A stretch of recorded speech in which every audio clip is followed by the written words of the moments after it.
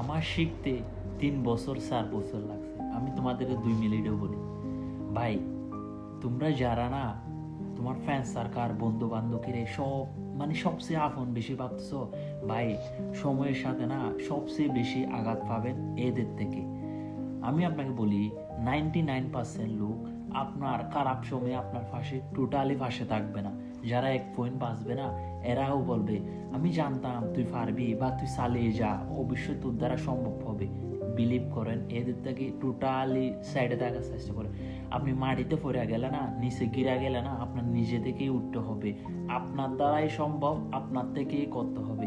তুমি যে টার্গেট নিয়ে রাস্তায় নামবা না, আল্লাহ তাআলা অবশ্যই তোমার টার্গেট অনুযায়ী তোমার প্ল্যান করতে হবে, তুমি অবশ্যই গন্তব্যে যাইতে পারবা। কিন্তু অন্যজনের কথা শুনে না, অন্যজনের গীত না খেয়ে তোমার দ্বারা সম্ভব, তুমিই পারবা, আমি চেষ্টা করলে আমিই পারবো, এই কথাটা মনের মধ্যে জিত নিয়ে রাস্তায় নেমে যান। সব কিছু সম্ভব। বন্ধু বান্ধব আত্মীয় স্বজন এগুলা কেউ খারাপ সময় আপনার পাশে দাঁড়াবে না। আপনি ভালো পর্যায়ে চলে গেলে না, ভালো একটা জায়গার মধ্যে চলে গেলে তখন মানুষের অভাব হবে না। এটা আমি নিজে প্রমাণ। আপনি এখান থেকে বেরিয়ে আসুন।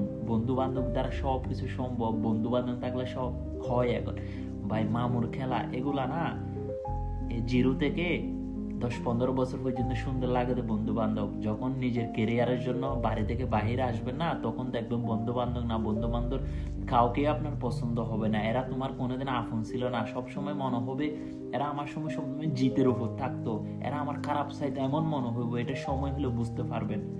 সময় থাকতে বেরিয়ে আসুন এই ইমোশনাল থেকে।